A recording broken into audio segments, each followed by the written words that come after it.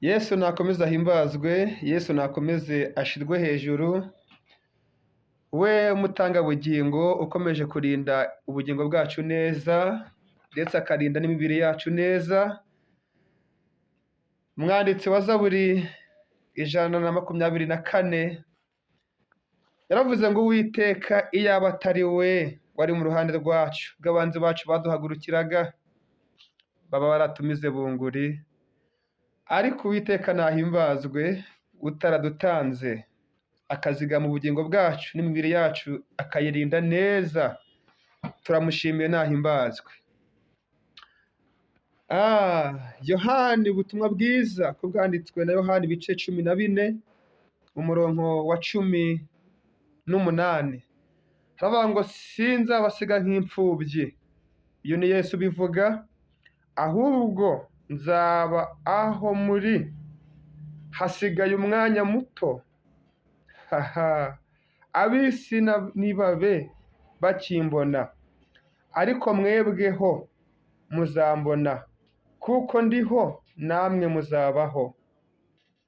Uwo munsi muzamenya ko ndi muri Data, namwe mukaba muri njye, nanjye nkaba muri mwe. Imana nihimbazwe. Imfubyi ni umuntu wabuze ababyeyi, ni umuntu wasigaye wenyine kubo yakomotseho. Ariko Yesu ahumuriza abamwizeye. Haleluya. Bibiliya iravuga ngo kuko wangiriyeho umugisha nkakumenya izina. Yesu rero ahumuriza abantu be, arababwira ati nzazaho muri, cyangwa nzabana namwe. Aho muri nanjye niho nzaba. Imana nihimbazwe. Yesu aho abantu batari, aho wasigaye wenyine, Yesu arahari. Haleluya. Yesu arahari. Usomye Bibiliya atubwira muri Yohani 16 umurongo wa 7 hatubwira ko havuga gutya ngo ariko ndababwira ukuri yuko ikizabagira icyo kibamarira ari uko ngenda, kuko ninagenda umufasha atazazaho muri, ariko ningenda nzamuboherereza. Amina. Yesu yadusigiye isezerano rivuga ko aho turi twenyine Yesu arahari, n'Umwuka Wera arahari kugira ngo adufashe, kugira ngo adusayidire, kugira ngo aturengere aho ababyeyi bakagombye kuba. Yesu arahari. Imana nishimwe cyane. Humura, nturi imfubyi kuko wizeye Yesu.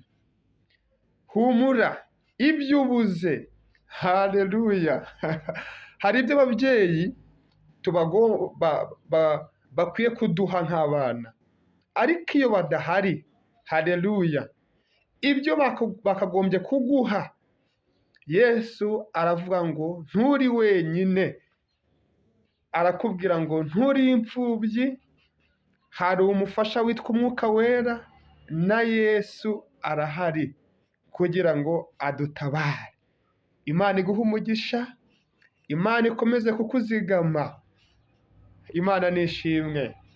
Yohana 15:26 haratubwira ngo 26 umufasha naza, ubwo uwo nzaboherereza ava kuri Data, ari we Mwuka w'ukuri ukomoka kuri Data, azamamya kandi namwe muzampamya kuko uhereye mbere na mbere mwari kumwe nanjye. Imana nihimbazwe.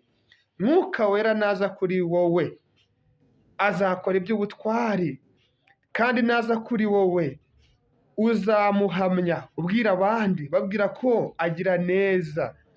Ab'isi ntibamumenya, ntibamwizeye, n'uyu munsi ntibaramwemera, hariho abatari bamwemera, ariko twebwe twagize umugisha tukamumenya tukamwizera. Aravuga ko naza azadufasha gutsinda ab'isi, kuko umwuka uva kuri data yamuduhaye. Imana nihimbazwe.